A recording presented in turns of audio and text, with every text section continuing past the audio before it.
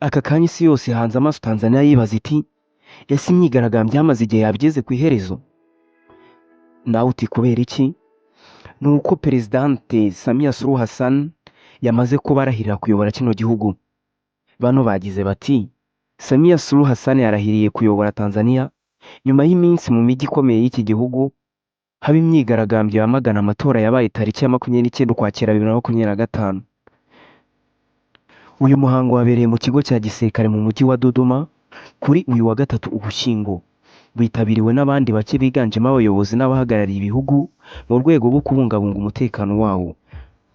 Abakuru b'ibihugu bine nibo bitabiriye uyu muhango, aho ku mwanya wa mbere ari Perezida Evariste Ndayishimiye w'u Burundi, Hassan Sheikh Mohamud wa Somalia, Hakainde Hichilema wa Zambia na Daniel Chapo wa Mozambique.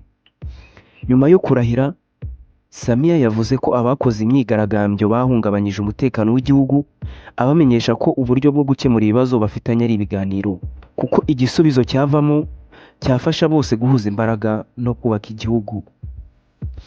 Mu magambo ye yagize ati ndasaba abenegihugu bagenzi banjye guharanira amahoro n'ituze, ndashaka gukoresha uyu mwanya nk'umubyeyi nihanangiriza abenyegeje urugomo n'imvururu, bumve ko imvururu no kubura amahoro bigerageza imbaraga n'ubwirinzi, ariko ibiganiro bizaba ubumwe n'ubwumvikane.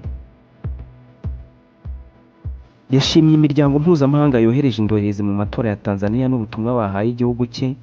Ku bandi banenze imigendekere yayo, yasubije ko ibyo nawe yabibonye, aho yagize ati ibyo kutubwira ibyo gukora turabyanze.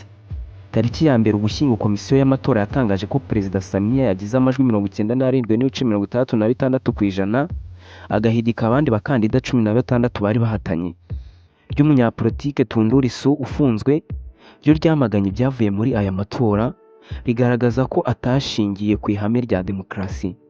Perezida Samia yatangiye kuyobora Tanzania muri Werurwe 2021, aho yari asimbuye Dr John Pombe Magufuli wari witabye Imana igihe gito atangiye manda ya kabiri.